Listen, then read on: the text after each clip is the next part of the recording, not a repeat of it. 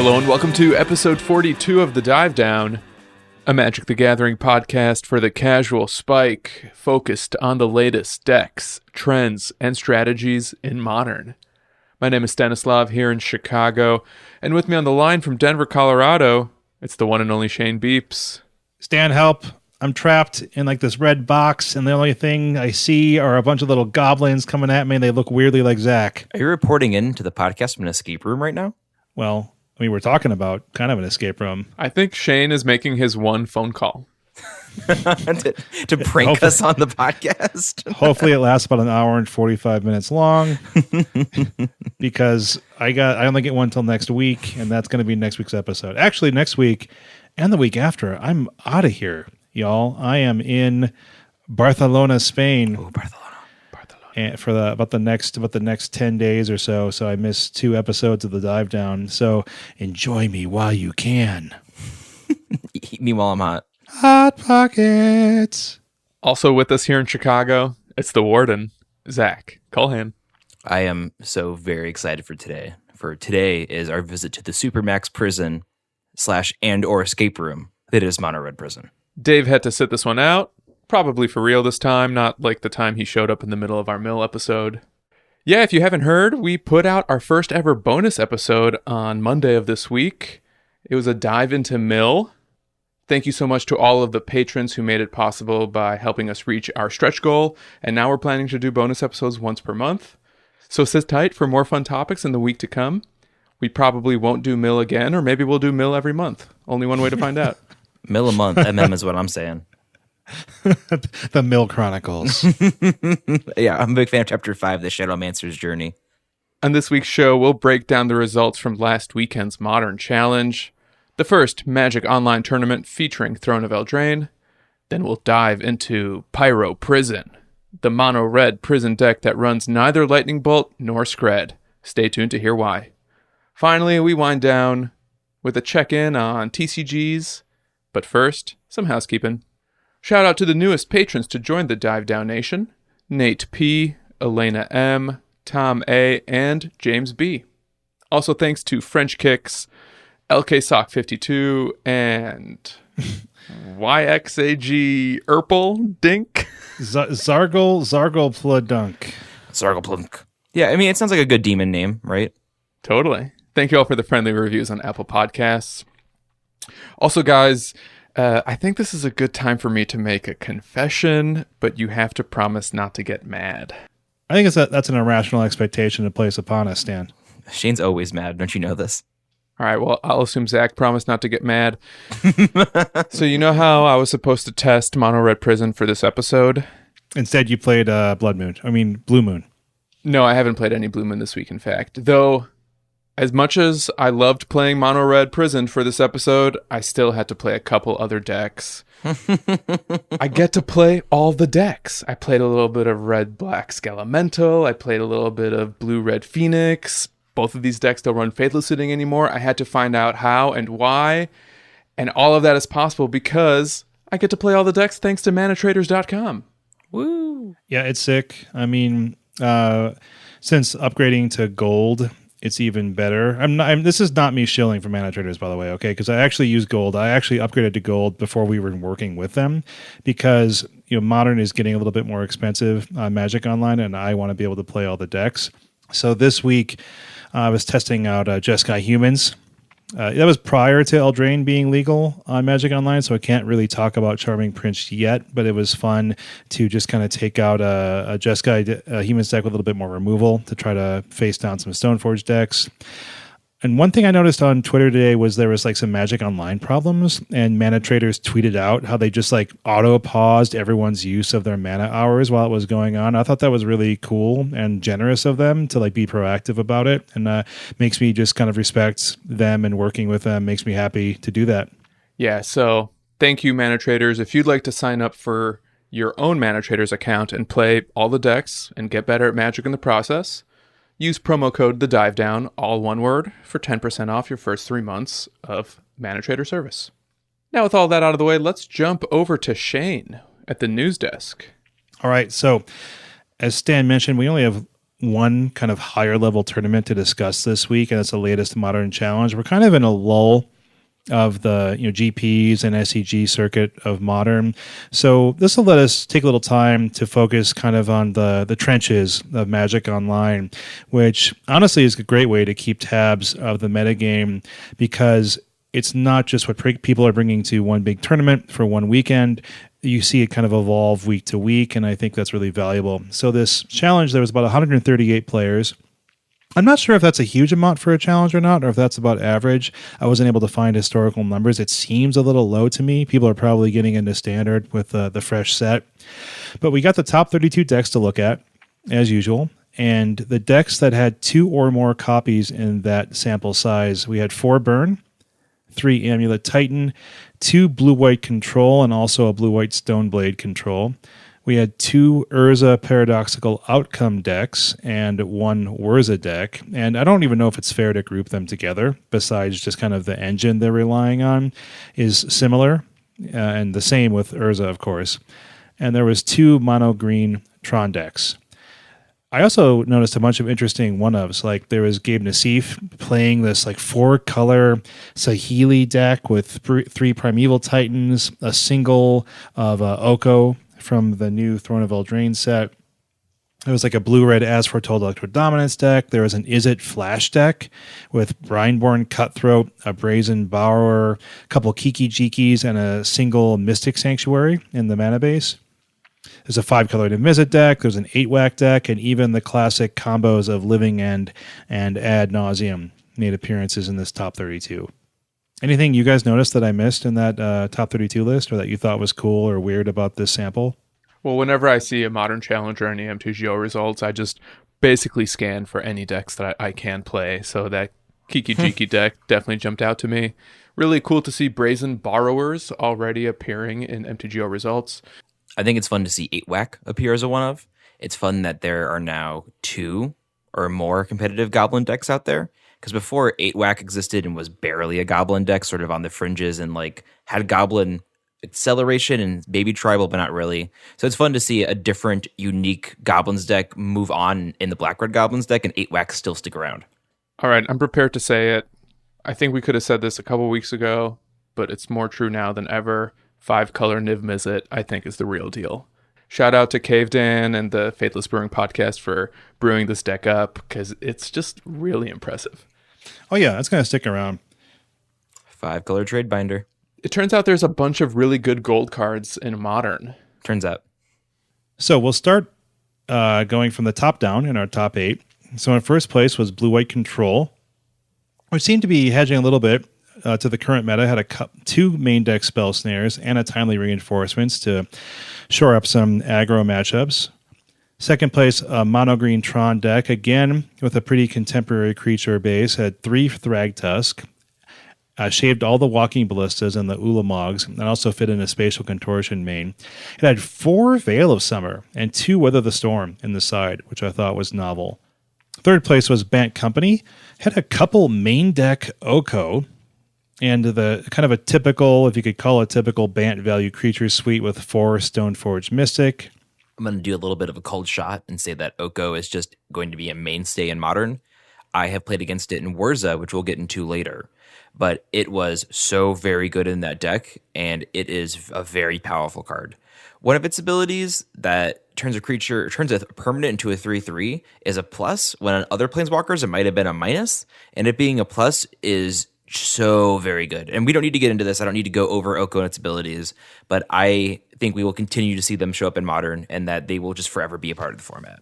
I mean, I faced him down in Standard, and that was something. So, and it clearly seems to be doing something in Modern. So we'll keep our eyes on it for sure. Listen to your favorite Modern podcast, A Dive Down. Keep your ear to the ground on Modern. For future Oko news and sightings. And frankly, I'll be happy to see him. He is cute. Oh yeah, Oko Watch 2019. This is your number 1 spot for it. Hashtag Oko Watch 2019. All right, fourth place, we had Jund doing Jund things. It's Jund. 2 Dark Confidants made a reappearance in the main deck. Besides that, looked like a Jund deck to me. Fifth place, more Jund, but Death Shadow Jund. Testing out a couple new cards in the main deck. There were singletons of Murderous Rider and Bone Crusher Giant.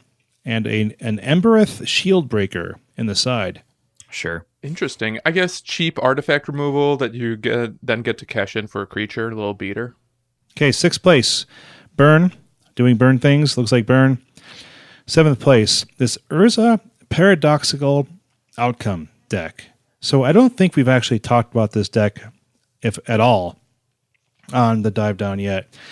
So I think we should talk about it just a little bit. So this deck kind of existed a little bit before Throne of Eldraine. But I think it's already featuring playsets of 2 new cards in Emry, Lurker of the Loch, which we talked about on our full spoiler episode, and also 4 Witching Well.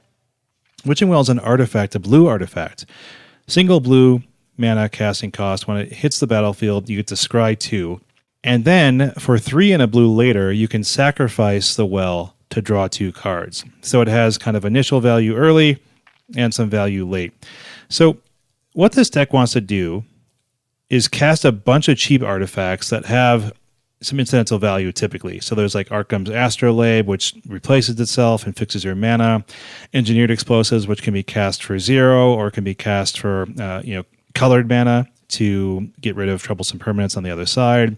Everflowing Chalice, Mishra's Bauble, the Witching Well we just talked about, and of course Mox Opal. And then Mox Amber is now able to make an appearance because Urza, Sai, Saheeli Sublime Artificer, and Emry are all legendary blue permanents. So Mox Amber is much more runnable, apparently, now. And so all of these 0 mana artifacts that you're casting are essentially Mox Sapphires, if there's an Urza in play. And Sai and Saheeli are creating value when you cast all these cheap artifacts by creating 1/1 tokens as you're doing so. But the real engine is Paradoxical Outcome. Yeah, and this card, I can't believe I've never looked at this or thought of this until now. I'm going to explain this card to you, and you're going to ask yourselves, wait a minute, isn't that way too busted and going to lead to something broken? So that is 3 generic mana and a single blue, instant. Return any number of target non-land, non-token permanents you control to their owner's hands. Draw a card for each card returned to your hand this way. So like Shane just mentioned, there's a bunch of 0-drop or 1-drop artifacts, and you're able to pump this spell out, return everything to your hand, draw a bunch of cards. That sounds like Eggs. And Eggs is banned in Modern because it's too good. It's too slow and too consistent. Yeah. And then you get so much incidental value off of the artifact engine cards like, Sai and Saheeli. You have Emry and Urza serving as, powerful ways to get your engine online and to create a ton of mana and to get the artifacts you need. Emry, when there are artifacts in your graveyard, can cast them from there. So 0 mana artifacts, sure, why not? Yeah, so obviously, one way I compare this to Second Sunrise, which returns artifacts from the graveyard to play that were put there. But this is blowing my mind because that at least can be hit up by graveyard hate, or at least has to be sacked and put in the graveyard. There's some sort of level of interaction. This is just returning things that you put into play. It's so good. It's so good. This deck's going to get banned. Something's going to happen. Yeah, this deck is quite good. I think that there are a number of pros and very good players already posting a bunch of lists that they're testing with. LSV posted something on Twitter. He was like, I went 9-1 with this over 2 leagues. Canister was posting decks with this, of course. So it's a powerful engine. We're going to see it become even more refined and start winning some events, I suspect. And then last but not least, Blue-White Stoneblade. So, which is essentially a blue-white control deck with the Stoneforge Mystic package in there. So what are y'all thinking about this? Like how, we have a new set that's making an impact. What are you thinking about how Modern is looking right now?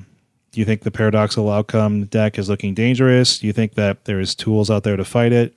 I think it's a little too soon for me personally to evaluate how the new set is going to impact the format because people are literally just getting started with testing and innovation.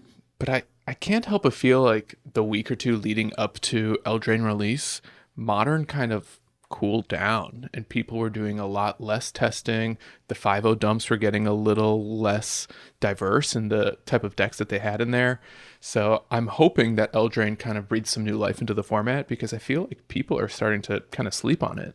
Yeah, like I mentioned, I think that this Urza deck is bad news, and I personally don't like Urza either, but Paradoxical Outcome with all these eggs is just not a good situation, and we'll see what happens to it. I think the rest of the top eight's totally fine and cool to me. Control got first place. Tron's fine. Company's fine. 2 Jund, S-Desk, Burn. These are all fine decks. I don't love some of them, but I don't think they're busted in any sort of way. I just prefer them. Yeah. I'm excited to see what happens. Oko is a super challenging card to face down in Standard. There's definitely more tools to remove it in Modern, but it's still a very good 3-drop and an even better 2-drop when you have some mana ramp for it. So we'll see. Listen, if we see Oko, we will let you know. Oko Watch 2019, your number one headquarters, social media, just a lifestyle page for Oko Watch 2019 hashtag. We're going to take a quick break now, and when we return, we are going to dive into Mono Red Prison. Lock you up, throw away the key.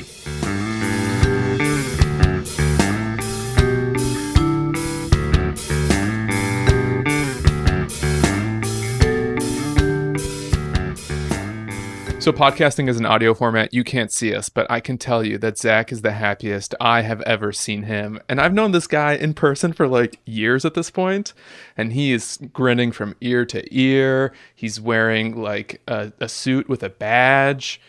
He's got a baton, twirling some keys. Zach, what's up, buddy? Well, as you know, I've been promoted from Warden to Grand Warden. It's a pretty big deal. Is that an official title? Well, I mean, they couldn't like give me a on paper promotion, but they told me I was Grand Warden. Multi-branch warden. Yeah. So Mono Red Prison is the deck of choice for Zach, and I think has been for a few months now. And as we were learning about this deck, having you to bounce ideas off of and kind of do some quick learning on the fly was super helpful.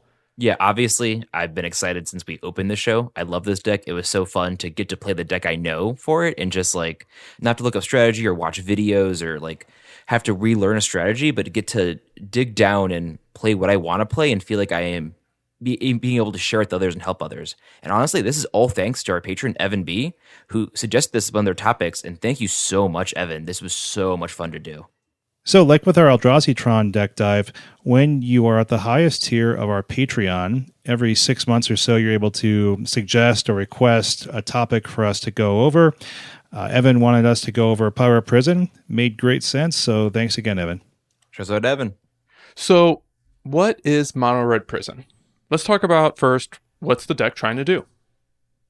And I think to start us off, we really need to understand a larger question, and that is, what are prison decks at all? That makes sense. Yeah, so prison refers to a certain genre of decks, and prison exists outside the aggro control mid-range strategy. We can talk about where it fits into that overall, but that's a different designation than those 3 titles. So prison refers to strategies that attempt to lock the opponent out of the game and prevent them from playing Magic as we know it, and that can happen in a few different ways. So typically decks that are called prison decks run Chalice of the Void. We have a whole episode about this card, episode 16. I think it's a pretty good one for what it's worth. Check it out. So that stops your opponent from resolving spells. Ensnaring Bridge, also a big part of prison decks, typically preventing opponents from attacking. So if you're not attacking, you're not casting spells, typically you're not killing your opponent. But how do you win from there? That can vary deck to deck. Before Urza got printed, the worst style decks were doing things like looping Ipnu Rivulet to mill an opponent with Crucible of Worlds. There's slow grindy decks like that. I've heard decks like Ponza or Skred sometimes referred to as prison decks, but because they're constantly removing creatures or destroying lands and preventing you from playing Magic in different ways. Blood Moon fits into here because Blood Moon is a big part of prison strategies as well if they can run it. And this is a deck that is running both Chalice, Bridge, and Blood Moon. But in general, a prison deck is one that's looking to prevent you from playing Magic somehow, and then after they prevented you or while they're actively preventing you, put some sort of game plan or win con of their own into action. So people may have faced down decks like Ponza lately, or perhaps even Skred, or like a white-red enchantment-based lock deck. I've seen that on Magic Online more often than I thought I would, honestly. But how does Mono Red Prison differ from these other decks that people may know a little bit better? So Mono Red Prison is a little faster because it has fast mana in these rituals and Simian Spirit Guide, which we'll talk about very shortly. But in general, it's red, and red wants to go fast. So you're getting down your lock pieces very quickly, or ideally a lock piece and a threat in some order, depending on what your matchup is. So you're stopping the opponent from doing their stuff and then playing a very efficient card like Legion Warboss or Goblin Rabble Master, which make creatures every turn, so you're building an army very quickly. Or you can do things like fast mana play planeswalkers, quickly tick them up, ultimate them, use a Karn, lock somebody out. Sometimes you can be a little slower with Mono Red Prison as well, and you can get a Blood Moon and a Chalice down and really knock them out. And there you can do things like a slow Death by 1,000 Cuts type strategy, where you're doing 2 to 4 damage a turn, maybe with Hazoret, Eidolon, Ramunap Ruins, whatever you have, and just slowly doing damage while they can't interact with you. Do other prison decks rely on Karn the Great Creator, like Mono Red can as well? That's a card, of course, we'll be talking about later. I think it's really become just if not auto-include, then you have to explain why you aren't including it in your deck. Because the lock it provides is just, it's not so consistent that it can happen all the time, but there are times Mono Red Prison where I'd play it in the past and like have my opponent on the ropes locked out, but not able to do anything about it, right? So that's where you can Karn, grab a Walking Ballista, and then all of a sudden you have a clock while your opponent can't do anything. Is that something that other prison decks are doing as well, though? Yeah, I think so. Or is that something that's kind of unique to Mono Red? I think that Skred's doing it if you want to include that. I think Pons is doing it if you want to include that. I think there are definitely Urza builds that do that as well. I think that in general, prison strategies don't need Karn, but it fits so nicely into the plan that I once again, I feel like your deck would have to have a reason to not be running it. And there could be a reason, definitely, but it seems like an auto-include unless you have a different strategy in mind. Sure. So do you want to do what we usually do, where we get into some of the cards that make up the meat of the deck, and then we can kind of go over strategy considerations and things like that? Yeah, let's talk about cards. I love the cards. The cards are fun. There's so many good red cards. Stan, it sounds like you want to go fast to me. Gotta go fast. You know, I love going fast. You gotta go fast. So one of the first things you do in this deck to go fast is use some fast mana acceleration spells.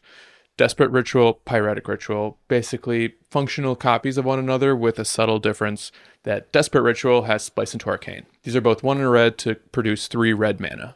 Yeah, so the Splice spell is very rarely relevant, but you just run 4 of it, a 4 of Desperate Ritual and 1 of Pyretic Ritual, the one without Splice, just because sometimes you do get to Splice.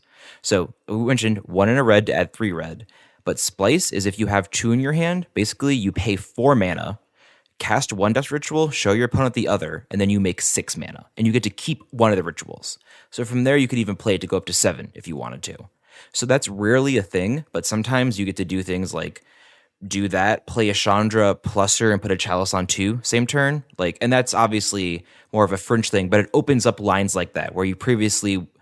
And then, even plus Chandra, play the ritual, have 5 mana, Karn - grab something. There's a lot of different lines that the Splice opens, and it's not happening very often, but the few times it happens, it's just extra, basically. In testing this deck, I wasn't even thinking about Splice into Arcane, and maybe that's a failure on my part. Maybe just the opportunity didn't present itself. How do you use that mechanic in Magic Online? So you right-click the spell, cast Splice, and then it'll make you choose the card, and then it'll ask you to pay the mana cost. So here you have to have both. You right-click, castless Splice. It'll make you click the other one and say pay 2 colorless and 2 red. Or pay 2 generic mana and 2 red mana. So one of the other very important fast mana acceleration spells in this deck is Modern Classic, my favorite monkey, Simian Spirit Guide. Probably bannable. I mean, it's 2 in a red for a 2/2. I'm not sure why people are so scared of it. 3 mana for a 2/2 is not a very good rate. I mean, and no flying, no trample, no hexproof. Come on.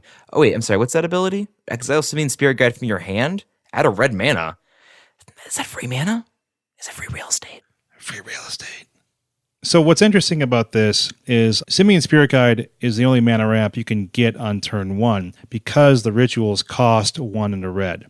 So if you want to ramp something out on turn 1, you're either relying on the Gemstone Cavern that we'll talk about later, or the Simian Spirit Guide by exiling it from your hand to create that red mana. I really love the fast mana aspect of this deck, by the way. Essentially, all of my keepable hands really seem to rely on powering something out quickly, if at all possible. I was able to cast a turn 1 Karn the Great Creator about 4 times in 18 games of play. This is not the norm, but that was ridiculous. Yeah, absolutely. The fast mana is what makes this deck different than a deck like Scred, for example, among other things. In that without the fast mana, sometimes this deck can draw hands where it's like 3 lands and 3 drops. And it's like, oh, well, this is like a bad mid-range deck, right? But because you can do things like cast a Blood Moon on turn 1 or 2, cast Goblin Realmmaster on turn 1 or 2, Bridge, Chalice, yeah, etc., etc. It's what makes it different and what makes it especially powerful because you have these explosive, enormous, un-mid-range like plays. Yeah, I think what you're basically getting at when you talk about what makes it different is that the fast mana gives this deck a way to be very proactive.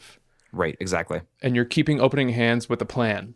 And yeah, usually, like, I think some controller prison strategies maybe seem a little more reactive, but not so with this one. No blue. Yeah, and I didn't feel like this deck had a lot of ways to interact with the board. And so it really seemed to me to require getting that lockdown sooner rather than later in some way, shape, or form, whether that's a Chalice, whether that's a Bridge, whether that's a Blood Moon. And so that fast mana was the powerhouse of the deck to me because it enabled you to enact your game plan ahead of what your opponent was expecting you to be able to do. Absolutely. And that inability to interact comes from a card we're going to talk about in a second, Chalice of the Void, because you can't run 1-drops in this deck. And you'd love to run Lightning Bolt. And like you can honestly run 16, 17 mountains in this deck, so you could consider running Scred, but you can't because you want to put Chalice of the Void on 1 as often as possible, as fast as possible, usually in the dark. Obviously, there are some decks where it's not good on 1, or like, the mirror match, etc., etc. But in general, Chalice on 1 early is a very, very good play. So because of that, you can't run your own 1-drops because then you'll hamstring yourself. And sometimes you have to bolt instead of Chalice on 1, and then they go off, or you later draw a bolt that's dead. Yeah, so let's talk about those lock pieces a little bit. We had a whole episode on Chalice of the Void. We'll briefly go over what it does. So essentially, it's an XX casting cost artifact, and you're going to play 4 of these in a deck like this, right? Absolutely. So Chalice of the Void enters the battlefield with X charge counters on it. So if you pay 2 mana, enters with 1 charge counter on it. And whenever a player, any player, tries to cast a spell with a CMC equal to the number of charge counters on Chalice of the Void, it gets countered. So the dream or the desire often in Modern is to play a fast mana-enabled Chalice of the Void on 1. On turn 1. Yeah, on turn 1. So you don't have any 1 CMC spells. Modern decks typically rely on a good number of 1 CMC spells, so that can really put a damper on the other player's plan because they had a handful of 1 CMC spells. Exactly. And then moving on to, once again, my favorite card in Modern. I've been talking about it since I feel like it has to be episode 1 of this podcast. It's Blood Moon. The fact that Blood Moon didn't come up on our last episode had some of our friends and fans concerned that we had been kidnapped and replaced. That's how often Zach and I talk about Blood Moon. We like Blood Moon. We like Blood Moon. So everyone knows it. We'll go over it real quick just in case anyone is forgetting it intentionally. Blood Moon is 2 in a red, enchantment, non-basic lands or mountains. Full stop. They have their normal name still. A Hallowed Fountain is still a Hallowed Fountain. It just has a little red mana symbol in the text box instead of anything else. I think they keep flavor text. That is not rules text. If anyone cares. So this is one of the backbones of the deck because playing a Blood Moon on turn 1 is just so good sometimes. Because even a deck like Blue Eye Control, which has a good amount of basics, might keep a hand with 2 fetches and a shock, or 2 fetches, a colonnade, a shock, and a colonnade, etc. So they can get to them, but not if you can stop them from getting to them. And this works versus a lot of decks, right? Like even Jund, if you can get a Blood Moon down early and they can't get their forest or their swamp, you can keep them off of a lot of their really good spells. Yeah, there are a number of times when my game plan, if I could at all try to enact it in this fashion, was to be able to play a fast Blood Moon. Especially games 2 or games 3 when you know your opponent and you're like, the only way I'm winning this, or one of the primary ways I'm winning this game, is by having a turn 2 Blood Moon, perhaps, especially when I'm on the play. When, though, do you start thinking about removing this card, y'all? Because it's not just universally awesome, right? Right. Yeah, I mean, the first time I played this deck at an LGS, which is at this point almost, I feel like a year ago, I turned 1 Blood Moon somebody and they were on mono green elves and they did not care about it. And I proceeded to lose both those games because that's how it goes. But in general, so I would remove all my copies against these following decks for a rule of thumb. Mono red prowess, they like maybe you cut off their blue-red, the Fiery Islet, but that's not worth it. Blue-red tempo decks, in general, I would take them out as well. They are able to run their own, and if they think you have one, they'll grab the basics, and it's not worth trying to level 2 them and maybe outthink them. 3 blue for Cryptic can be a lot, but they have other stuff. Remain's also not very good against this deck, etc. So I'd rather bring in some sort of interactive pieces or pieces to punish them as opposed to a Blood Moon. Goblins and Merfolk as well, I would cut a Blood Moon, but those decks are running a ton of basics and are pretty linear, and Aether Vial gets around it. I would cut it versus Elves as well, unless the opponent had a really greedy Elves mana base, which I've seen 3-color Elf floating around, and if your opponent is playing green, black, and green-white lands, leave maybe a copy of Blood Moon or 2 in. Against the following decks, I would be willing to cut some copies depending if I was in the play or draw or needed cards to bring in. Against Burn, still, I mentioned before, I think Blood Moon can be good. Taking them off their white spells, Helix and Paro's Charm, both very powerful. Jund, also a good thing to keep it in against sometimes.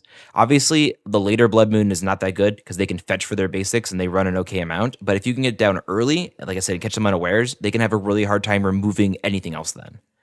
Against Blue-White Stoneblade, or Blue-White Control, that's sort of existing right now, I think it's worth it to keep a few copies because, once again, they can draw their basics, they can fetch around it, but an early Blood Moon still really does get them. Death Shadow, they only run like 2 basics, and I would consider shaving 1 because you don't need multiples because they usually cannot get rid of it if they can't make blue. Yeah, I think one of the other factors when deciding when to side out Blood Moon is if you're on the play or the draw. Exactly. I think in general, Blood Moon on turn 1 or 2 is pretty good, especially against the decks that Zach listed you keep it in for. But even if you're on the draw, like against something like Jund or other greedy 3-color decks, or Tron for that matter, I think because you're able to accelerate a Blood Moon out, you still want to keep like some number of them. Maybe not the full 4, but at least 1 or 2. Exactly, yeah. Which is why, all those decks were cards where I would shave a copy or 2 or be more open to, because while it's good, it's not as good later, and you don't want them usually redundant pieces. Do you agree, Zach, though, that if you're on the play against these decks, you're probably playing 3 to 4 post board? Yeah, it depends. Against Control, maybe I would consider about Force and wonder if I want to run Rituals into a Blood Moon into something, and maybe would want a little more stability or to spread out my threats. But in general, if I'm on the draw versus the play, I will definitely shave an extra Blood Moon or maybe even a Chalice situation as well. Moving on, we have a quick cousin, twin, clone? Stick. Embodiment. Their embodiment. Perhaps even a practitioner of the magic? We have Magus of the Moon. 2 and a red for a 2/2. It has Blood Moon's ability. Non-basic lands or mountains. Blood Moon, but a 2/2 creature. Easier to remove as they're able to get, maybe a plains to path it or a swamp to fatal push it. But I've seen people sometimes run 3 Moon, 1 Magus. I've seen a 2/2 split. I've seen 4 Moon with 2 Magus in the side. I've seen 6, 7 Moon decks, etc. Wow. You can do whatever you want with it. I personally think it's a little easy to kill, but there are certain metas where it really shines. And if you think Blood Moon's really good, why wouldn't you want more copies of it? Yeah, this is one of those cards that I think is probably better in a creature tutor deck. Sure. It's run in Legacy over Blood Moon sometimes because they have access to the recruiter effects to grab toughness 2 or less creatures. So it's better for that because it can be grabbed. But overall, I think in Modern, there's more creature removal than enchantment removal. Yeah, makes sense. So the next lock piece that we talked about earlier was Ensnaring Bridge, which was a 3-mana artifact. And all it reads is creatures with power greater than the number of cards in your hand can't attack. Pretty brutal card to face down if you don't have any artifacts or multi-permanent removal. There's 3 main now, and the 4th, not because of Karn the Great Creator, is usually in the sideboard because you can tutor it up with Karn in case you find a Karn before you find that bridge. Yeah, in general, this card's very good in this deck because of all the fast mana we mentioned, because you're playing these spells, having your hand shrink down. So typically, we're spending 3 cards to get 1 effect would be an overall downside. This deck is able to use Ensnaring Bridge to make it an upside. So you can have 1 or 2 cards in your hand by turn 2 or 3, and some decks are just blocked by that totally. This is one of those cards that I never felt like I needed to ramp out. There are very few times when you're needing to stop creatures from attacking early. I was not always happy when Bridge was my primary ramp plan. I wanted to have something like a Blood Moon, a Karn the Great Creator, a Chalice of the Void to use my fast mana on, because I found that Ensnaring Bridge just naturally on 3 was almost always going to be good enough. Sure, absolutely. And by that time, you have more cards out of your hand too. Oh, definitely. And like, I think there are probably some times where if you're mulliganing against an aggro deck and you have a 5 or a 4 even that can do this, probably worth keeping over trying to get something else. But in general, it is, I think, definitely the weakest of the early game lock pieces, definitely. So we've mentioned Karn the Great Creator a few times, and we're going to get to it later. But let's talk about some of these other artifacts that are part of the wishboard prison components. We've mentioned these a number of times in other episodes, but we'll quickly go over these as well. I'm going to start with my favorite. You guys can hit some of these other ones, okay? So we've got Microsynth Lattice. It's a 6 mana artifact, so this is one of your late game lock pieces. You aren't typically getting this down early. It reads all permanents are artifacts in addition to their other types. And so what that does is it makes every permanent an artifact, combined with Karn, the Great Creator's static ability, makes your opponent unable to tap or use any of the activated abilities on any of their permanents. So they can still swing in with their creatures, but that's about it.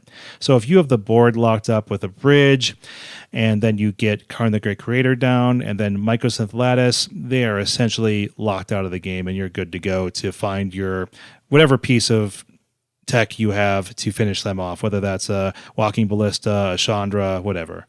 Yeah, one of the things that's so nasty about Lattice is that Karn's static ability is non-symmetrical. So the player who controls the Karn can still tap their mana, but the opponent cannot.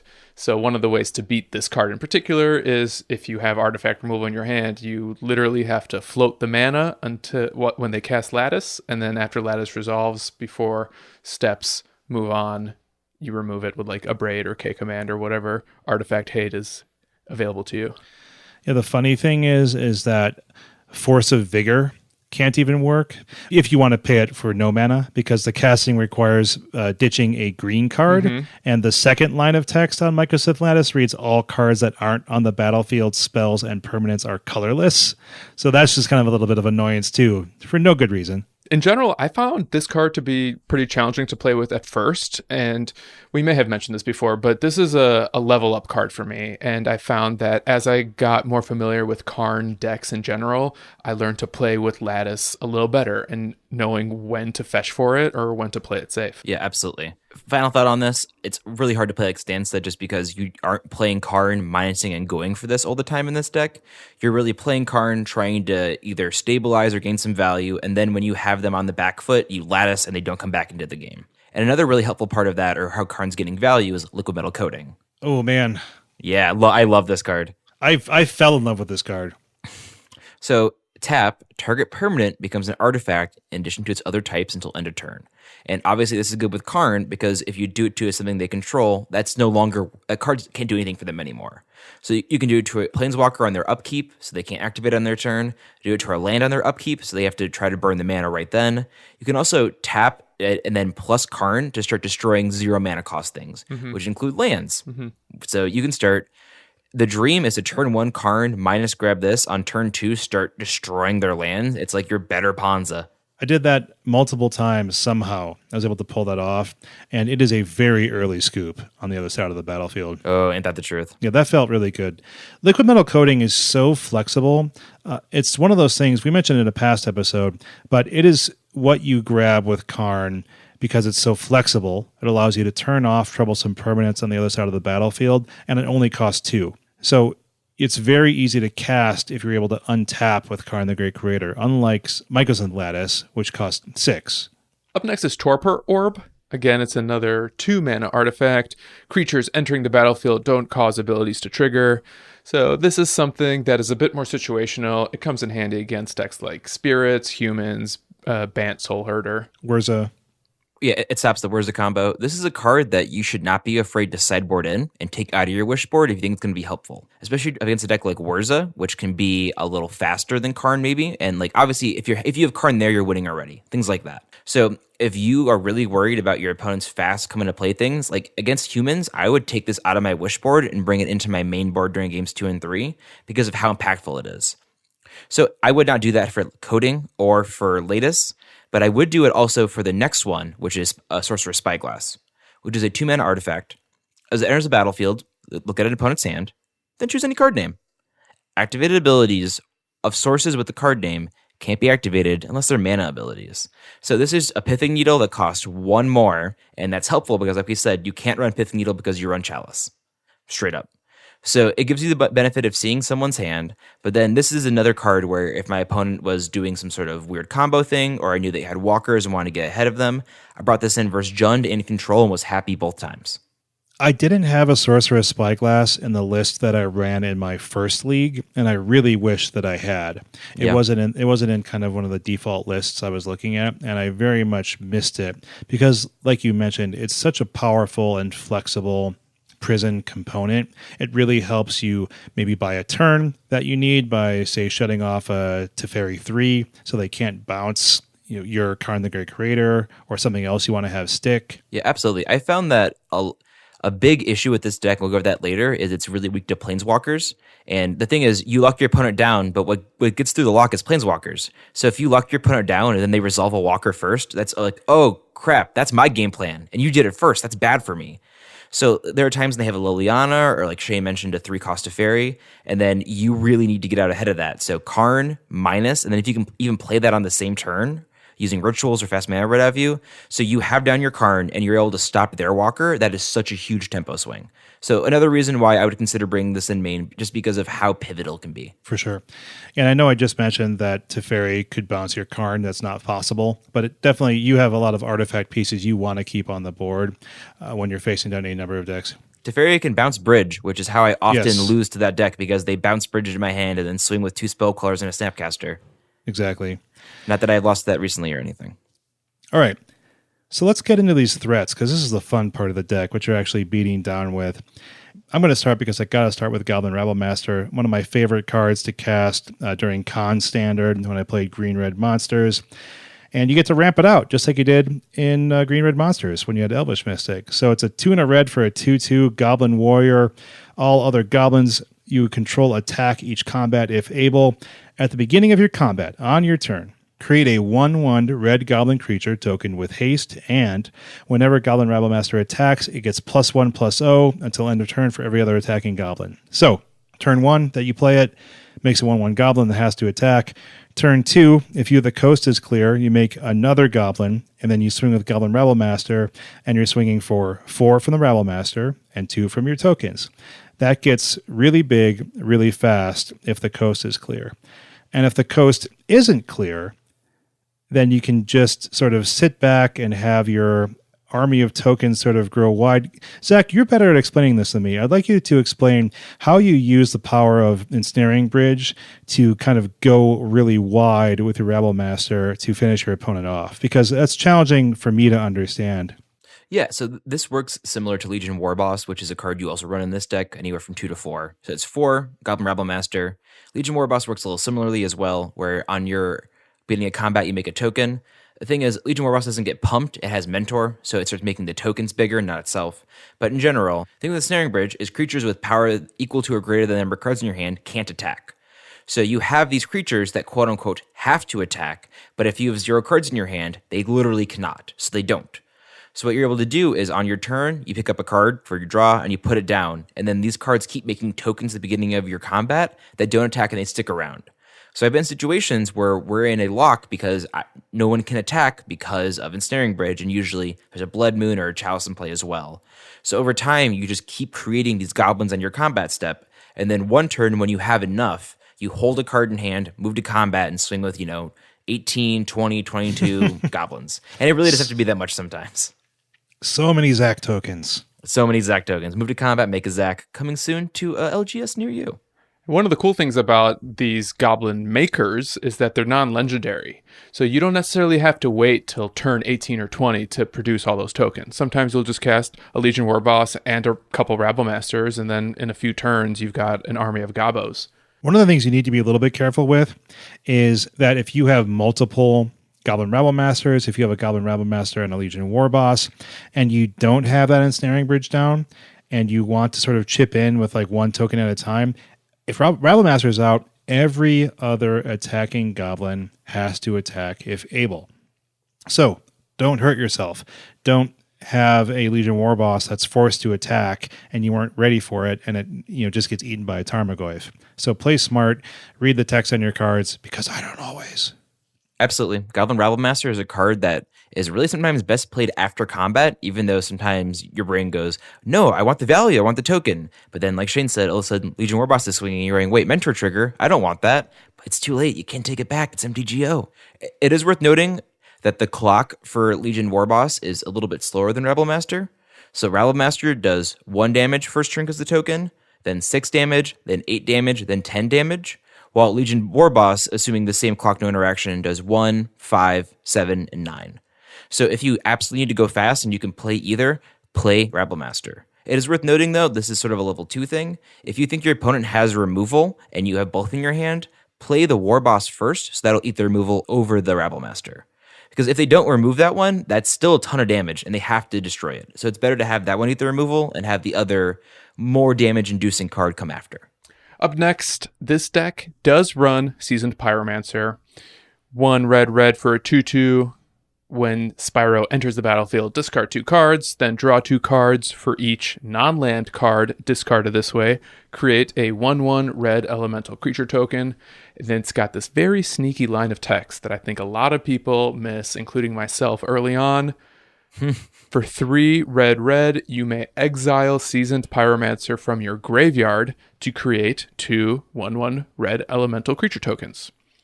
So personally, I felt like this may have been the weakest creature in the deck and really shined when games went late as a way to either refill your hand to look for more answers or to pitch redundant copies of certain spells and make a couple extra bodies on the board.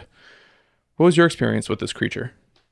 What I liked about this card is that it felt like it was doing 2 things. One, it was refilling your hand, and 2, it was allowing you to cycle away redundant prison pieces. So if I had some extra blood moons that I didn't feel were in danger from permanent or enchantment removal, if I had extra ensnaring bridges that I didn't feel were in danger from some artifact removal or so on, I was pretty happy to cycle them away with the ditch provision on Seasoned Pyromancer and draw some fresh cards and get some tokens out of the deal as well. That's really how I saw Seasoned Pyromancer. This wasn't a card you were ramping into. You weren't happy to play this card early. I think it's just kind of a general value card in something of the way that Bedlam Reveler kind of is. For a while there, people are running 4 Legion Warboss for a Rabblemaster, and Legion Warboss is going on 2 copies, and we see 2 to 3 Seasoned Pyromancer. I think in general, it's the same mana cost, and you can 2 red's usually not an issue in this deck, especially if you're making 3 mana in general. So it feels a little more utility there. Like you mentioned, being able to ditch redundant lock pieces is very good. There are some times, though, where it can be a little iffy and not so good. There's some times where I'm playing against Infect, for example, and I have Bridge out, and I have 0 cards, then I draw Pyromancer. And I have to cast it because I have to be at 0 cards, and then I draw 2 cards, and I can't cast either of them. So I'm sitting there like a dummy with 2 cards in hand as my Infect opponent bowls me over. So it's a little unfortunate that the draw trigger isn't a may, and you do have to draw no matter what. And it is worth it to be mindful, thinking about, would I rather just hold on to this and maybe have 1 more mana? And there are times where you get a ritual and a spirit guide, and you just go spirit guide ritual, back to 0 cards, your go. But in general, it's good, but it isn't just something to run out and have fun with. It is a really complicated card to play with. Do you think it's worth it? Do you think that it's worth the issues that it may cause? Because it's not a card that you want to ramp out. And then, since Ensnaring Bridge is such an important part of your lock, like you said, it can complicate that. That seems risky. When I got the 5-0 with this deck I got before, I wasn't running it. And when I played in Denver, I wasn't running it. But there are plenty of 5-0 lists that do run it. So it's one of those things where I think it's, because I ran Eidolon main, and some people run those on the side, we'll talk about in a second. I don't know that it's inherently better than anything. I think it gives the deck fun options, and the flashback option to make blockers later in the game to try to stabilize and draw into a chalice or a bridge or whatever it is that you need to win that turn is good. And it's definitely bought me the turn I need. But in general, I don't know if it 100% needs to belong in this deck, but I think it is definitely a fun tool to use. It hasn't been outclassed or clearly been replaceable by anything else. Sure. So you mentioned Eidolon of the Great Revel. a card a lot of us know. It's been in burn for years now since Theros, so it's a red 2/2. Another 2/2 in this deck. It's an enchantment, creature, spirit, and of course, whenever anyone casts a spell with CMC 3 or less, it deals 2 damage to that player. So you've mentioned you've played it in the main. I played it in the side. Is that something that you think is kind of a flex spot between it and maybe Seasoned Pyromancer now? Exactly. Or more Legion War Boss if you want to go all in on those four Rebel Master. In general, this card can also hurt you in a similar way to Pyromancer because you run, like we mentioned, a ton of 2-drop spells and a ton of 3-drop spells. Mm-hmm. So I've had games where I have this out and I'm at 2 and I rip a bridge from the top, and a bridge would actually be the sickest play right there. But I literally cannot play it. And you can always move to combat, attack, hope they block, and then they don't take the bait, and it's, oh, well, you win now. You didn't block my creature. So it's good. It can definitely punish things like Urza if you can get it down fast enough. Like those eggs cost 0, right? Or 1. So if they dump a bunch, they can take up to 8, 10 damage sometimes. But it depends on your meta. It depends on what you want to do. It is 2 red, and this deck does run some colorless lands and Gemstone Caverns, which we'll talk about. So there can be times where you can have an Eidolon that you can't cast because you can't make 2 red. So I like it. I'm personally a big fan of the card, and I honestly find myself citing in like a ton of matchups. I don't know if that's because I was being smart or just wanted to play with Eidolon, but I think it's a good card and definitely has a home in the 75, not even a question. I want to talk a little bit about Eidolon strategy, because that's something when you actually watched me stream this deck in my first league, and I thought that was super helpful. That was a lot of fun because you have so much experience with it. And there's also some members of the Dive Down Nation watching the stream, giving some feedback in the chat. And a lot of times people were suggesting bringing in Eidolon of the Great Revel. And the concept was that, you'll do some incidental damage to your opponent because a lot of their spells cost low CMC. And that was against decks like Amulet Titan or even Ad Nauseam. The point that I tried to make in response was Eidolon of the Great Revel isn't going to beat Amulet Titan through chip damage. I didn't think. And I felt like Eidolon of the Great Revel in this deck against certain strategies was, I think you'd want it to do a lot of damage to something like you said, like Jund, because they're going to eat 2 damage no matter what happens when they remove that creature. A deck that wants to just go over the top, even though it has low CMC spells, if it's Amulet Titan or if it's Tron, you're not going to be winning in any way through that chip damage anyway. And so this is kind of just a greater question about when do you play Eidolon of the Great Revel in Modern. That might be too much of a can of worms right now. But what do you think about this concept? I think we can absolutely have an entire episode in Eidolon in the future. And I like this discussion is just a spoiler for that. But I think that chip damage does matter because I've mentioned time and time again, Prison can get so close, and that's why Leyline was helpful. Because you can get your opponent down to 4 or 2 sometimes and then being able to finish it out. So like I mentioned, Rabble Master does 1 and then 6 and then 8, which total is 15 damage.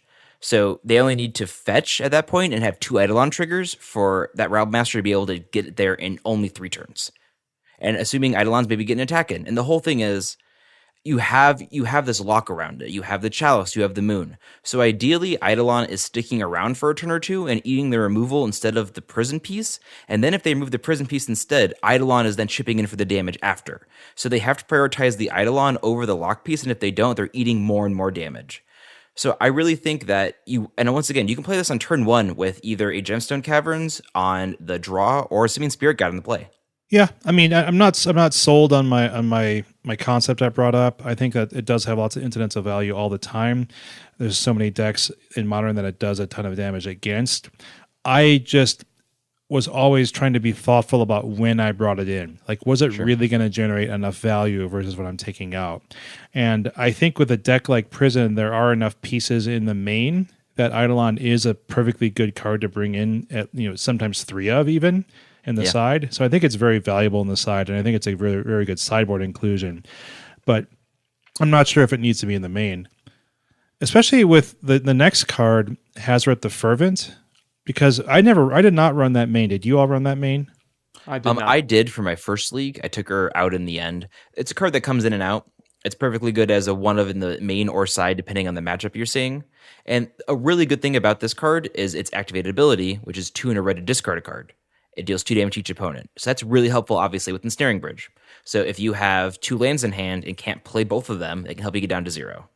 I almost feel like Hazoret might be your 5th copy of Chandra 4 because of its ability to chip away a little bit of damage while getting cards out of your hand as well. Yeah, I actually went down. I took out, instead of 3 Chandra, had 2 Chandra and 1 Hazoret. So it was better in certain situations because the whole thing is it's a 5/4 indestructible haste, and it can't attack or block unless you have 1 or fewer cards in hand. So the whole thing is most of the time it's just sitting there unless you can get down to a small amount of cards in hand, which is what this deck wants to do. Like we said, sometimes you can have 2 lands and you've played 1 and then you draw a card or something happens and you're stuck with too many cards in hand. So it's not that hard to meet, and this is the deck that can do that pretty consistently for a red deck. But in general, it's not as consistent as you want it to be, but the discard ability is really good if you want to grind your opponent out via that sort of 1,000 cut style we talked earlier. Let's move on to the Planeswalkers. We just touched on one of them, and that's Chandra Torch of Defiance, which I felt like next to the Goblins was maybe my 2nd or 3rd best win con. Chandra Torch of Defiance, for those who don't know, is a 2 red, 4 loyalty walker. It's got +1, exile the top card of your library. You may cast that card, meaning you cannot play lands off of that. If you don't, Chandra Torch of Defiance deals 2 damage to each opponent. So it's worth noting that there is a weird timing window with this. So when you flip a card to her, you have to cast it then. So say you have Ritual in your hand, which you do in this deck, and you can't cast that then in response to the spell. So say you have, I know. So this deck sometimes will run the 6-drop Chandra, the Awakened Inferno from the new set, and that's 6 mana. So there's a time where I had 5 lands and a Ritual in my hand, and my only out was for Chandra to flip an Awakened Inferno. So I had to use the Ritual then, tap all my, have that floating in my mana, activate her, and then see if I had it then.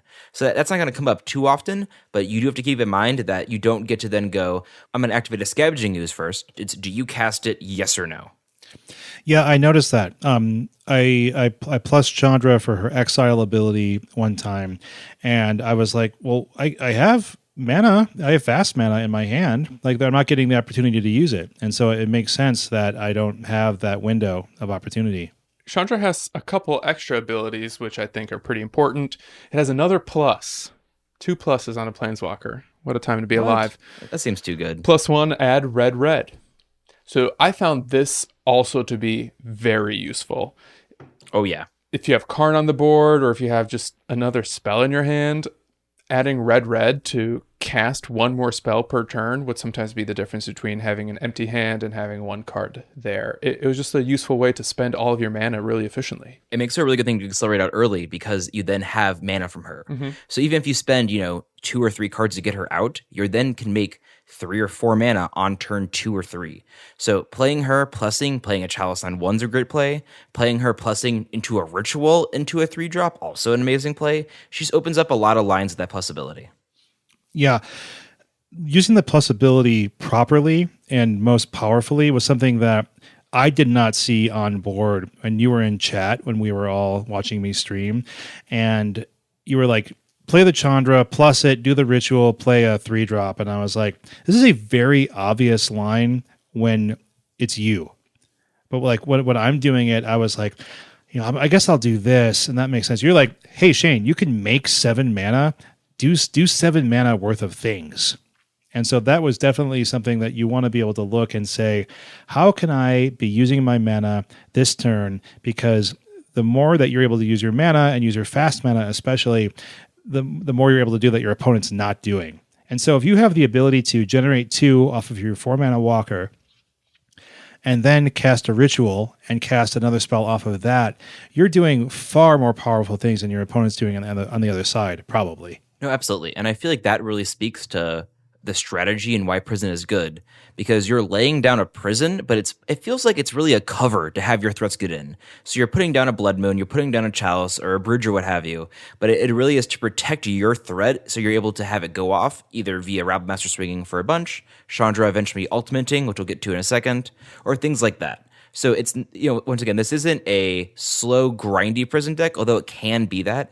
It is a get the lock down, get your threat down, go, while my opponent's trying to break the lock, I'm going to kill them. So Chandra's got a couple minus abilities. -3, she deals 4 damage to target creature. Super self-explanatory, a nice way to get rid of a pesky creature on the opponent's side. Sometimes it'll just buy you a couple extra turns while you get more of your lock pieces in play. More importantly, she's got a -7.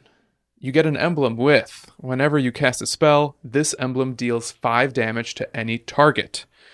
And I gotta say, I think I won as many games with this planeswalker as I did with goblins in general. In some games, I was able to win just by ticking her up a bunch until I had one spell in my hand, getting the ultimate emblem, casting any spell, and then just winning on the spot in a way that dealing 2 points of damage every turn would have taken a little bit longer, maybe kept me vulnerable more often. So I felt like the ability to ultimate her somewhat reliably was an awesome feature that I don't usually get from my planeswalkers. Yeah, Chandra's awesome. She's very flexible. She doesn't do any one thing particularly insanely, but she doesn't need to be in a deck like this. She gives you so many options, and that's really what a 4 ability walker is going to do for you. Yeah, there were a couple games where I would just do the first, 10 points of damage with a goblin, maybe some Eidolon triggers, and then Chandra would just be my closer. Like that last permanent, that was really hard to deal with for my opponent. Speaking of powerful planeswalkers, we have Karn the Great Creator. Another format of walker with 5 loyalty, because why not? I mean, we've only mentioned Karn the Great Creator like 7 to 10 times in past episodes. It's pretty busto. You mean 7 times last episode, right? Probably. So, we mentioned it's static. Activated abilities of artifacts your opponent's control can't be activated. Generally good, especially as artifact decks creep up in power level yet again in Modern. The plus, until your next turn, up to 1 target non-creature artifact becomes an artifact creature with power and toughness, each equal to its converted mana cost. The -2 is the bread and butter of this walker. You can choose an artifact card you own from outside the game or in exile, reveal that card, and put it into your hand. So either in the exile pile on your playmat or your sideboard. And then you basically get to tutor that up. And what this essentially does is allow you, like we mentioned, these lock pieces that are low CMC artifacts, and grab those and easily play them because you have the game locked up in other ways, typically before you're playing Karn the Great Creator. Something that's worth noting and is very fun is it grabs cards in exile. So that means cards that are even exiled by your opponent. And a card that exiles a lot recently, that is a big thing in Modern, is Force Negation. So I've had a Chalice I've cast on 1, had them counter it, and then me go, I'm going to minus Karn, grab and replay Chalice on 1. Let's do this. So it's just something to keep in mind that obviously you have the wishboard because it's grabbing from the sideboard. That's what out of the game means in this situation. But think outside the box sometimes, and maybe think about times where you can bait your opponent or find ways to get cards into exile that maybe wouldn't exist otherwise or wouldn't be lines to think about otherwise. Yeah, I've played a bunch of Karn the Great Creator at this point already in different decks, and I still forget about that. I'm right-clicking and saying view your sideboard, which you can do on Magic Online, right? Right. And I'm not clicking the view the exile zone because it's just so atypical to be able to interact with that zone. Well, Shane, it's actually one fewer click to check your exile zone because you just press that button on your lower left side. You don't even have to right-click. We're going to have a bonus video episode about onboarding to Magic Online. So how did you all play this? I feel like this is a large part of the strategy of this deck. This is like this is a sub game within the game. Is how you're using Karn the Great Creator. So what's kind of like your default? So it depends on what your opponent's doing and if you think Karn's going to survive or not. So there is no default. Basically. So there are times where you're going to play Karn early, minus grab the coding like we talked about and start blowing up lands. There are times where your opponent's going very fast and you need to play Karn minus grab a bridge. No Karn's going to die, but then play the bridge next turn. There are even times where you're worried your opponent might be able to kill Karn if you minus, so you might plus on something and then on next turn minus and play the thing. Also, there are times your opponent might have hand disruption, be it Kolaghan's command or other things, so you don't want to grab something because they might strip it. So once again, you might plus Karn and not grab something because even though you might grab the bridge and think it's going to be sick, I'm going to stabilize, on their turn, they Inquisition you and they take the bridge and you feel like you just wasted your time. Yeah, that was a huge level up to me when you mentioned that, when you were kind of giving me tips when I was streaming, was you were like, you don't need to grab it now. There's no difference if you grab it now because you're not casting that lattice this turn. You're going to untap, minus your Karn, and cast it next turn. There's no reason for you to even give them the opening because this deck can play hand disruption. They could rip a Thoughtseize and get it out of your hand. Exactly. Basically, imagine there's an enormous flowchart when you play Karn, and is Karn going to live? Yes, these options. Is Karn going to live next turn? No, these options. And some loop around, some figure themselves out, but in general, when you play this card, you have to be very intentional about your next couple turns and think realistically, what can I do and how can I consistently do it? Because even there are times where it's coding, I'm going to blow up their lands. If they kill Karn, coding does nothing for you, aside from maybe some Abrade synergy, where you can make, a planeswalker an artifact and then Abrade to destroy target artifact. That's some fun stuff. But in general, you want to be able to have a next turn follow-up for Karn. You need to think about how is that going to happen. How about you, Stan? I don't think you've played a ton of Karn the Great Creator. How are you using him in your games? Well, truth be told, I learned a lot from watching Zach play for you during your stream. Oh, that's a little generous. I don't think that's exactly Zach. what happened. I know what I saw. I made like 4 decisions. I know what I saw. I know what I saw. In general, I gotta say, I love being able to play this and tick up on nothing. It felt like such a level 2 play. I thought it was really important to remember that you don't want to make it vulnerable to Bolt if you're ramping this out early. So Exactly.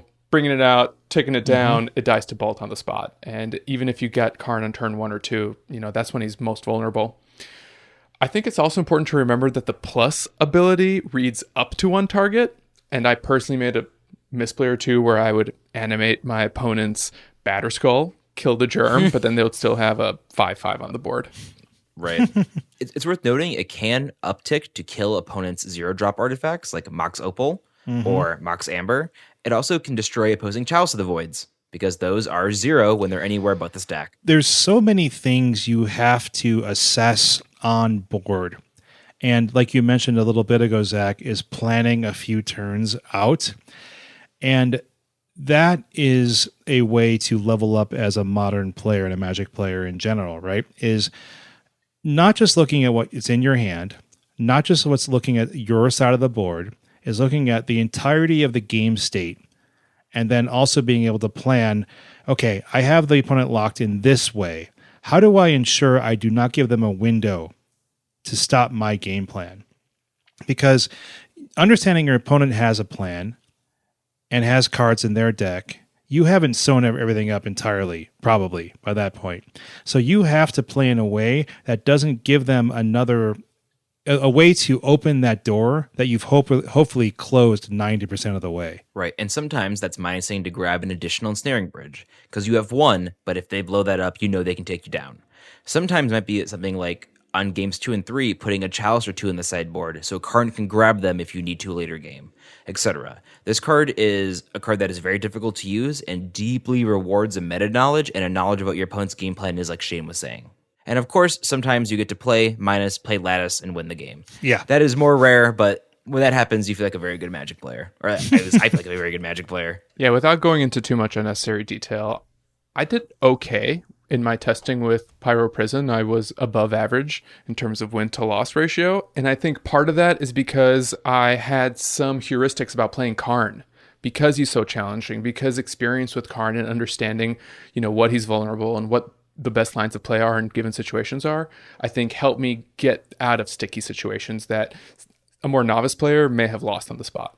And that's one of the neat things about Prison in general. It's like sometimes you just wiggle your way out of these really sticky situations by pulling that right lock piece at the perfect time or using your mana super efficiently or getting the perfect piece with Karn. Oh yeah, absolutely. There are so many times where we need this one card from the top. Oh, hey, we got it. We did it. Like knowing your outs is a really helpful skill in Prison. And before we end this Planeswalker section, I want to give a shout out / brief mention of Kotha the Hammer. Not play as much anymore. Totally legit one of choice. 2 red, 3 loyalty. +1 untap target mountain. It becomes a 4/4 creature until end of turn, still a land. Doesn't give haste, so don't do it on a mountain you just played. It -2 to create a red for each mountain you control. So a little bit of ritual effect if possible.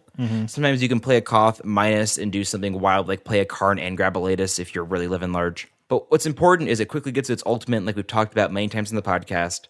-5, you get an emblem with mountains you control of tap. This land deals 1 damage to any target.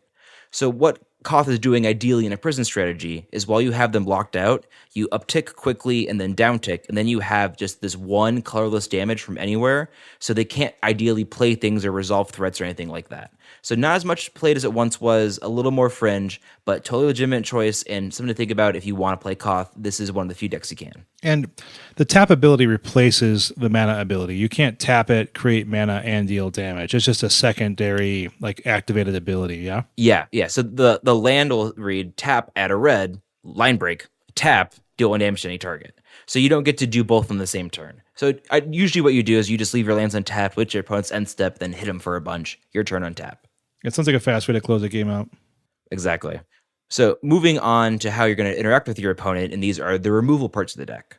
So a braid, something we've talked about a lot on this podcast. I know me and Stan are big fans. I think Shane is coming around to the B-Baby. It's a little expensive for what it does, but flexibility does matter. I would want it to deal 3 damage and destroy an artifact for what, 1 red? Is that what you want?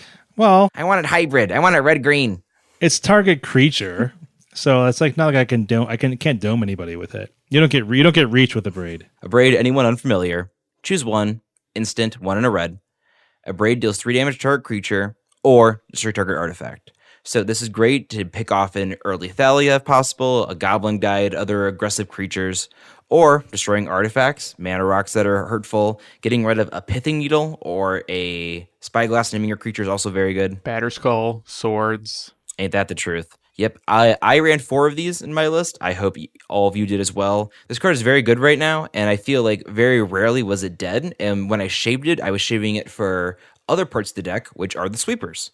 So these are typically run in the side, mostly not in the main. Things like Anger of the Gods, Sweltering Suns, Kozilek's Revenge, etc. All of them are slightly different. Some exile, some can cycle, some are void, so hit pro-red things. In general, the sweepers in the side are tuned to the meta and what you think you're going to face. Anger of the Gods is the default, as the graveyard hit option is pretty good. But I've run Kozilek's Revenge as a 1 or 2 of and had perfectly good results with it. Return. I like Revenge better. I wasn't going to correct him. I think Kozilek's Revenge sounds more menacing. Wait, it's not Kozilek's Revenge. I wrote the wrong name in the notes. That's funny. I play the GD card. Yeah, Kozilek's Return, my dude. Well, the Revenge of Kozilek 2, Kozilek's Return.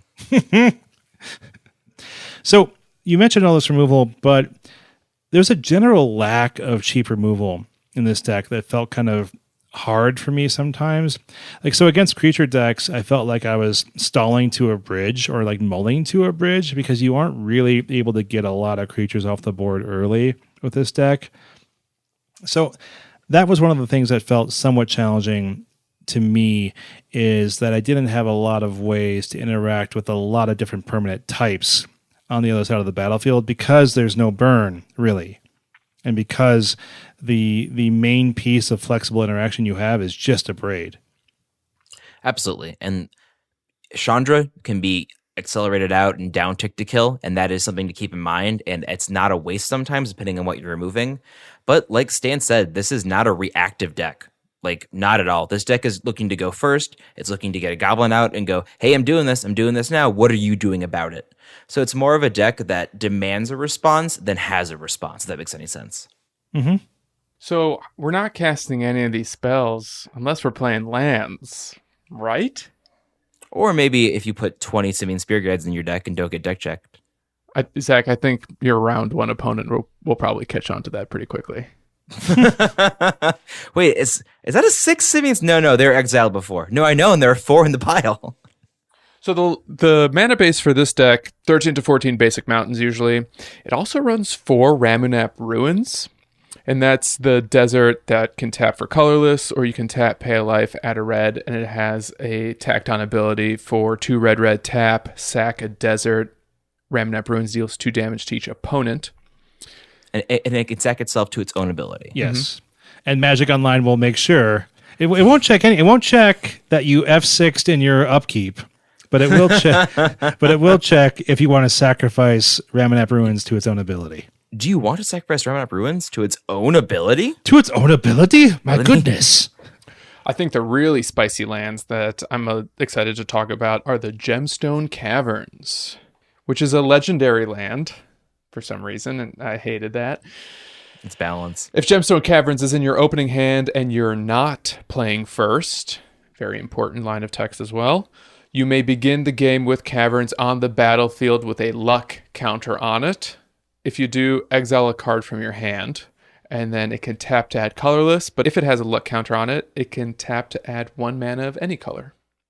Yeah, this was a finicky land to play for me as a new player. Oh, sure. Right? And I think I definitely made mistakes too. Because a lot of times you're mulling with this deck, and I'm sure we'll talk about that later. And so I'm like mulling to 5 on the draw, and I have a Gemstone Caverns there. It's like, well, am I supposed to put it onto the battlefield and lose a card to it to get that luck counter on it, or should I just play it naturally? And so that really felt like something where I think I made mistakes. Where it's like I'm already down some cards. Mm-hmm. I can't lose another one. But the ramping is just so tempting in a deck like this. So I think that Gemstone Caverns has a super high ceiling, but a floor that's not super low, but frustrating enough if you mess up, or it's kind of one of the lands you get 2 of in your opening hand or something like that if you've already mulled. And that just kind of has a feel bad attached to it. But it gives you so many options when you're on the draw. Yeah, and having 2 when you're on the draw and being able to exile 1 to the other can feel cool. And like, oh, hey, that was going to be dead anyway, and now I'm sort of getting ahead of it.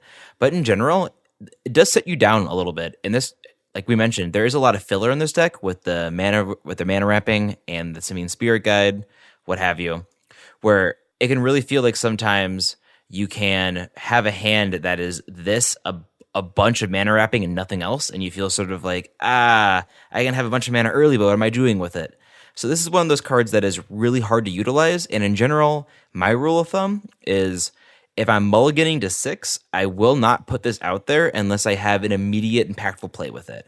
And I will also usually not do it unless I have 2 other lands I'm not pitching to it in my hand, because this deck only runs 21 lands because of all the fast mana. So sometimes you can be stuck at only being able to make 3 mana and have your 4-drop walkers and threats in your hand. So a very powerful card, very difficult to use. I don't think there's any heuristics that I would say commit to memory or anything like that. This is really a card that you have to learn how it works best with you and how best you want to utilize it. And some people would love, to go to 4, exile a card, jam out a Blood Moon turn 1, no cards in hand, your go. Like Shane said, very high ceiling, but I think if you can misplay and mess up, also very low floor. Yeah, really for me, the important lesson was to read every single line of text, because the fact that it was legendary came up where I misplayed by playing a second one without tapping the first one, and on MTGO you can't tap in response to the legendary rule. No, you cannot. Likewise, the fact that it only comes in with a luck counter if you're on the draw is something that I forgot, so just make sure you know what this card does. There's 2 more lands, both are 1 of flex slots. One is Scavenging Grounds, which is a desert as well. Taps out a colorless, or tap 2, sacrifice a desert, so it doesn't have to be Scavenging Grounds, could be Ramunap Ruins. Exile all cards from all graveyards. So this is something you can run that either is going to provide extra fodder for Ramunap Ruins, so maybe you can activate it twice, get 4 damage in, but sometimes you can activate it in response to maybe a Sword of the Meek trigger, in response to some Dredge triggers, etc., etc. It's just main deck artifact hate that sometimes will just be under a Blood Moon and won't mean anything, or sometimes can be really helpful. Another card is Zhalfirin Void. When it enters the battlefield, you scry 1, tap, makes it colorless. So it's an untapped Scryland, can be helpful for smoothing out your draws. It can be a good turn 1 play if you don't have a Blood Moon or Chalice or anything. Similar to Scavenger Grounds, most of the time it's probably under a Blood Moon ideally, so you might even get the ETB trigger, but just something that can be helpful. People also sometimes run Mutavault here, some Goblin, light tribal with that, with a Rabble Master, but in general, there are a collection of colorless lands that can add a little utility to the deck. But mostly you're running the core Ramunap Ruins and the Mountains, as well as Gemstone Cavern. Lands are boring. You know what's not boring? Sideboards. Yeah, pretty basic sideboard on this one, right? Because we have the Karn the Great Creator package. We mentioned a bunch of the sideboard cards you're going to have there just for that. There are some new cards, though, like Leyline of Combustion, which we spoke a lot about. Zach spoke a lot about, actually, of course, I in our think Leyline I've probably episode. written 100 pages at this point. Yeah, I mean, it's a good way to get incidental value, much like Eidolon of the Great Rebel, right? Where if they're using hand disruption, if they're using artifact removal, if they're using creature removal, you're chipping away at their life total with a hopefully free to cast Leyline on turn 0. And sometimes you cast it from your hand naturally, and it's not the best there, but it's not as bad as other ley lines where you've totally lost the value. Mm-hmm. You can also run Chandra Awakened Inferno, a card I've talked about once again ad nauseum on this podcast.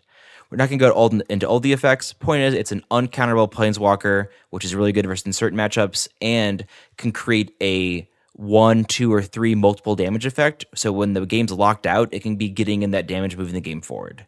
Anger of the Gods, like we mentioned, also run as a sweeper in the side. Eidolon, we also talked about, run either main or side in some number. Very good at hitting opponents trying to interact with you or go faster than you. So in general, not a ton of sideboard options because the Karn package is taking up a lot of real estate. You're mostly going for either sweepers or ways to go around hard-to-beat matchups like Control. One of the things that's always challenging with a Karn the Great Creator deck is knowing when to bring in those pieces, those artifact pieces, from the sideboard into the main deck. You mentioned you had some heuristics for things like Torpor Orb worth bringing into the main deck. And what else did you mention you bring in? Sorcerer's Spyglass. And both of those are times where I feel like Karn is too slow and they might be able to go faster or disrupt me enough to where I would rather try to get it early and risk, getting a Karn before not being able to grab it, as opposed to being able to have a Karn and then not be able to minus and play same turn, so I'm a turn too slow. Got it. Yeah, so I mean, sideboarding is not where this deck really shines. I feel like you're kind of bringing in sweepers for small creature decks and maybe some ways to provide incidental damage against certain strategies that might be pinging you to death or casting small creatures, casting low CMC spells. Yeah, that being said, I do think it's interesting that it uses the sideboard as an extension of the hand or library in a way that decks used to use the graveyard. You lose a little bit of optionality in, post-board games, but you have access to, like, all these tools that, a lot of decks would have to wait until games 2 or 3 to reach. So, you're probably shaking in your boots. Every time we talk about a deck, we do such a good job, you probably think, this deck is unbeatable. Not so. 75% win percentage. Yeah, so next we're going to talk about how to beat Prison, because this is a strategy that's growing in popularity. I bump into it a lot. I played a mirror match while I was doing my testing in a league. Oof, it's brutal. So this isn't even practice room shenanigans. I personally found that this deck struggled against some mid-range strategies like Jund and the Rock because main deck answers to lock pieces using Assassin's Trophy, Abrupt Decay, or even hand disruption spells were a huge setback for a deck like Prison, which is down on cards so frequently. So Jund and Rock decks are so good because they have all this main deck hate and they have it at different CMCs with Kolaghan's Command or Abrupt Decay or Assassin's Trophy, but Abrupt Decay really pushes it out there because this spell can't be countered. So even if you have a Chalice on 2, it gets past it and can either blow up the Chalice, blow up a Bridge, blow up a Blood Moon, and really just force past it. And the lock for this deck can be a little soft, and Jund and Green-Black can just really hit all the weak points. So you're talking about Chalice on 2 like that's an option, and in the games I played, I felt like I should never do that because I thought it would lock out some of my most important ritual spells. Oh, sure. And that's definitely a thing. So I would not just, as fast as possible put a Chalice on 2 unless I knew my opponent had a lot of 2-drops. For example, against a Wurza deck, that might be worth doing because both Sword of the Meek and Hothrite Foundry are 2. So they have ways they can get around it, like Whirring, for example, or they can do some graveyard shenanigans. But in general, they are trying to cast these cards. So ideally, you really want to go Chalice into 1 into Chalice on 2, but that is slow. So Chalice on 2 can be good, but realistically, you're not getting that right away. Another thing you can do to play against this deck is to go fast. Burn's a pretty good matchup, and like I just mentioned, if you can chalice into 1 and a chalice on 2, burn's pretty shut down. But in general, you put a chalice on 1 and your burn opponent plays an Eidolon, and then they play Lightning Helix, and they play Boros Charm. Or if you put it on 2, sometimes they can just go Bolt Goblin Guide, and that's bad too. So burn is just so fast and has enough of a spread out mana cost that it can be a little difficult for Prison to shut it down. Yeah, I lost to burn actually. I wish I knew I could do chalice on 1 and chalice on 2 because I feel like at that point burn just can't win. Stan, you definitely can, but the order's super important because if you have a chalice on 2, you can't put a chalice on 1 after that because the mana cost is XX, which is 2. So sometimes you can really level to yourself that way. So, which is why I mentioned the ideal situation is chalice on 1 into chalice on 2, because chalice on 1 is so powerful that if you put a chalice on 2 first, not only do you kind of hamper yourself a little bit, but you might just totally be unable to also hamper them. But not to say it's not good. Chalice on 2 is powerful, and stopping someone's Boros Charm or Lightning Helix and burn, just to name some, are great examples. But be careful about it. This deck takes a lot of mentioning of sequencing and a lot of knowledge of when to play and when to interact. And I'd just be very mindful and really think your lines through. So I felt like because this deck was so mulligan heavy, right? You have a lot of cards that need to fit together in certain ways. Not exactly a combo, but using fast mana to ramp to something, you have to have some fast mana and you have to have the target that you're looking for to ramp into, right? So I was mulliganing a lot, and I think that was a correct decision because I was rewarded for it, especially with the newer London mulligan rule. However, when I was facing down any deck that had like hand disruption or early permanent removal, that felt really bad sometimes. And maybe that's just the nature of the beast and a weakness of the deck is, keeping 5 on the draw against like a Thoughtseize deck that kept 7 made any keep I had feel pretty useless. Yeah, absolutely. And like I mulligan to 5 on the reg with this deck, just because sometimes you draw a hand with only very slow spells. Sometimes you draw only mana acceleration. And the whole point of why we're saying what's good against it isn't, to tweak your 75 and bring an entirely new deck to your meta. This is really helpful for sideboarding, right? So when you're sideboarding against Mono Red Prison, it's smart to bring in Artifact and Enchantment Hate, especially if it's at different mana costs, so you can get around a Chalice. A really incredibly good card to bring in is Wear Tear, because although the spells are 2 and 1, if you fuse them, it is 3. So sometimes, even if the chalice on 2, you can blow it up and blow up a Blood Moon and be totally ahead. So what do you think are the biggest weaknesses of this deck, though, primarily? Is it kind of hand disruption? Is it multi-CMC spells that Chalice isn't stopping? Is it speed? I really felt like this deck sometimes lost to 2 pieces of interaction. If my opponent can take 2 cards off of the board or 2 cards out of my hand, and they were the right 2 cards, sometimes if I was going down on cards by trying to ramp something out, that would be wildly punishing. Absolutely. And that's why a card like Force of Vigor and Wear and Tear are so good, because you're hitting 2 targets at once. So this deck isn't often having multiple lock pieces. You're having 1 or 2 best case scenario. And like I said, it's a very fragile lock because of you're trading the durability of the lock for a fast lock, for a speed of the lock. So you don't have your opponent totally locked out as consistent as you want to. You usually have them hampered or trying to take a different strategy or a different route against you. And once again, then you're trying to follow it up with the left hook, which is the fast creatures or the damage there. So you're trying to slow them down and then play fast creatures instead of just slow them down, grind it out. So because of that, it can be pretty easily disrupted, unfortunately. Like Stan mentioned, like when I get K commanded and they are able to make me discard a card or kill a goblin and blow up a chalice or whatever it is, it's like, I'm gonna play it out, but I'm pretty sure I can't win this game anymore. Zach, right there, you said exactly, and you were responding to me punching into the camera. I just want the listener to see what you saw. So in general, sideboarding against this deck, you want to bring in Artifact Hate, Enchantment Hate. You want to think about maybe Pithing Needle effects as well. We mentioned there's a lot of great walkers in this deck. You can take them off even Ramunap Ruins effects if you're worried about that. But you want to find a way to break the lock and then stop them from reestablishing it and make sure that they cannot hit you with their powerful creatures. So the deck is good. It can be really powerful. But unfortunately, with power, it becomes the ability to be pushed over and not get up. Yeah, I really like this deck quite a bit. I felt like you were mulliganing to solutions that you had to think about. I had to think about every hand, what it was trying to do, what it could do if it was on the game plan against the deck I was facing. I had to think about how to use my mana well, how to use Karn the Great Creator well, how to use Chandra well, at what point I was going to try to play a certain lock piece, how to play my own creatures into my own lock pieces and then have them still generate value later. So it was a very thoughtful deck, and I thought that it was powerful and could tilt your opponent. So lots of fun there. I 100% agree. Compared to some of the decks we've dove into even recently, I gotta say, I loved playing this.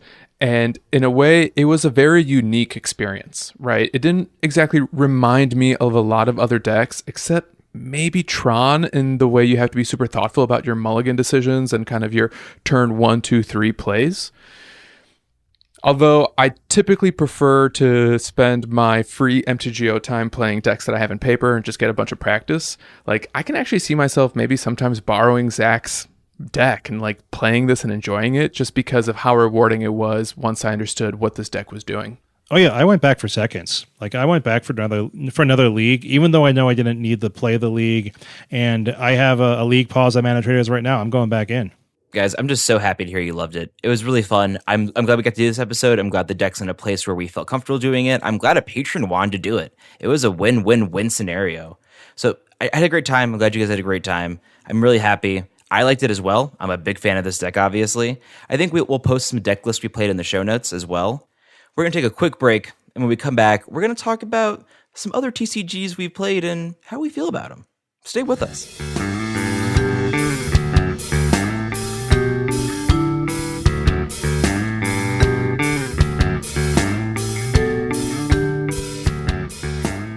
So you all might know my sister-in-law, her husband, and my nephew. They moved into Denver a little bit ago, and so my nephew's about like 8 years old, and he has a binder of Pokemon cards, right? And I don't think there's any cohesive decks there. I think the kids at school like trading them. He'll show me kind of like a foil he got recently or something like that, and I'm like, cool, man. I played this in like 1996, 97, like Series 1. I had played Magic a few years before that, and I had like this like fairly busted Blastoise deck. It's what exposed me to the concept of broken. Like it was clearly a mistake. Like it was Zach? What did you say that kind of the deck was? The ability is called Rain Dance. Pokemon fans know what we're talking about. But in general, it was a heavy mana acceleration plan where imagine if you got to play like 3 lands a turn, that sort of thing. Not that exists in Modern or was banned or anything. No, but very good, very powerful. So what I've been thinking about is because he's probably too young for Magic, but interested in Pokemon, is trying to grab a couple theme decks that people said were pretty decent and just kind of going through the motions and having some reps and kind of teaching both me and him how to play the game. Have any of you been playing Pokemon ever? All right. I have thoughts. Oh boy. I've done like 15 tweet threads about the Pokemon TCG. It's not a game I've ever played competitively, but as I got more interested in Magic and more interested in game design at large, I decided to just learn how Pokemon plays because they have a free online program. It's just like MTG Arena, except it's Pokemon, and you get to play against other people, and it's a great way to learn. And I totally recommend it. It's similar to Magic, and it's a well-designed game, but for the fact it's, I'm pretty sure, entirely at sorcery speed. So I think that That's good. That's good for younger people. Yeah, that's a key difference. One of the cool things about Pokemon products is when they have a world championship, they'll then put out like the first and second place decks, and they'll have a different back, like the old world championship Magic decks. So they're not tournament legal, but you can buy tier 1 decks and just play with them for like $15. That's sick. That is sick. Also, one other thing I like, one last shout out to Pokemon before I pass the mic. In their online program, in their like Magic Arena or Hearthstone variant, what have you, they have a format where all you can play is pre-constructed decks. Love Sweet. that. I love that too. And you just have this wide variety of them, and you can pretty much play any pre-con from like Pokemon's recent history. And I think that's just a great way to learn, a great way to get into the game without having to invest basically any money into it. That's wild. So hold on, you can just like make a free account and play precons? Yes, sir. What am I playing Arena for? I don't know. You don't even need to use mana traders. So I don't know if this will surprise anybody, but the same years that Shane mentioned he was playing Pokemon as, I assume, a grown man with a 401k, I was playing Pokemon as a young child, and I was the only one of my friends who read the rules and knew how to play, and I would only want to play the way, with the 6 prizes face down and, That's so and 4 Zach. of deck and everything. Yeah, I know. So my friends would be like, okay, I have 7 Hitmonlees. No, only 4 of in a deck. You can't do that. And it was very frustrating, but that is where sort of my love of learning the rules and learning how to interact with them and going from there really came from. Because it's very shortly after this that I go from Pokemon to playing Magic. Because at that time, they're both made by Wizards of the Coast. My local game store in Medina, Ohio, shouts out that very small town, was, at the same time selling penny sleeves for Magic the Gathering players. And I, of course, sleeved my deck in penny sleeves when I was 6 years old because I'm a weirdo. Yeah, my little brother is probably around your all's age, and I think that's why I was playing it. He's about 10 years younger than me. And so I think he was watching the cartoons. Me and my slightly younger brother, I had played some Magic a couple of years before. And so it just made sense to kind of get into that ecosystem, which was a lot smaller than Magic was, especially at that point. So I could understand it a little bit better. And, it was just a simpler game. And like you said, I was like, I would go to some smaller tournament things and be facing some kids who were like 9. And I was like 16 feeling like a jerk. That's a weird feeling for sure. So, I mean, in general, I'm a fan of it. I think that personally, I love the games. I love the Pokemon lore. I'm a Pokemon fan myself. My favorite's the Slowpoke family. Don't want to choose one of them. But in general, I would definitely recommend it if you have a child who's interested in card games or a child who wants to get into Magic. I would maybe start with Pokemon first, as they're collectible, fun with other kids, and a good way for you to bond with your child as well. So I think it's fun. Would rec. I like Pokemon. Yeah, I think Pokemon is to Magic as checkers is to chess, where there's some really clear similarities, but I would consider Magic, I think most people would consider Magic a much more sophisticated game. Just deeper in general, yeah. I totally agree with Zach. It's a fun one to learn, especially for younger kids. And on some level, I think it's easier to have an emotional connection to your Pikachu or your Eevee or your Blastoise than you are to an air elemental or whatever the creature on Drown in the Loch is. My ECQ hollow foil, extra mode, Dig Dug or whatever. So it's in general, there's only so many Pokemon. Well, there can be infinite combinations of fantasy creatures inspired by genies or inspired by tree folk or inspired by, Kraken or what have you. So, I know what a Pikachu looks like. I know even what an Alolan Pikachu looks like, et cetera, et cetera. So long story short, you're saying I should play this with my 8-year-old nephew because because I need to onboard him into playing Magic when he's 11. Yes. Yeah, and maybe you can pass on some little teachings too. And obviously don't do what I do, which is where you try to teach 3-year-olds about what hands to keep. They don't like that. They don't know how to do that. Look, you can Simian Spirit Guide into Pyretic Ritual, turn 1 Karn. This hand is not keepable because you have no payoff. What are you doing? Don't do that. Don't be me. But in general, what you can do there is sort of and see, this is good because he powers him up. And it's, he does. And hey, I taught someone and that scratched the little itch I have where I just need to be doing fantasy things at all times. Zach, do you have a favorite Pokemon? Like I said, it's a Slowpoke family. If I had to pick one, I would be upset and I would say Slowbro. I really like Absol, but maybe we'll do a Pokemon dive on another episode. Ooh, bonus up. That wraps up this week's show. This was a good one, guys. I had a lot of fun doing it. I hope the listeners had as much fun listening to us go to jail and break out. If you haven't yet, make sure you subscribe to our podcast so you get the latest episodes as soon as they come out. And if you use Apple Podcasts, please leave us a rating and review. If you'd like to submit a question to the podcast or pick our brain on something in modern, you can tweet us at @thedivedown, all one word, or email thedivedown@gmail.com. If you'd like to support the show, you can join our Patreon. Joining at any tier gets you access to our super secret Slack channel. You can interact with us all throughout the day while we're trying to look busy at work. Also, check out our sponsor, manatraders.com, where you can rent decks for Magic Online or in paper. Use coupon code THEDIVEDOWN, all one word, to get 10% off your first 3 months of subscription on manatraders.com. As always, special thanks to the bands Nowhere and Spaceblood for letting us use their music. And until next week, get out there and turn one blood moon.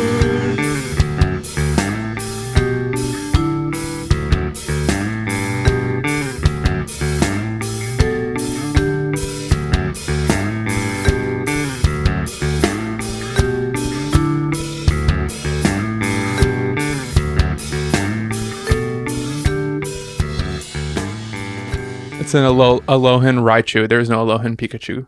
Don't make things up. I mean, they probably don't look any different, but I'm sure that there are Pikachu who are from that region. Like they don't evolve to go on a surfboard, but Surfing Pikachu exists in other regions as well, Zach. But was that Pikachu maybe from the Alolan region? Think about it. So long story short.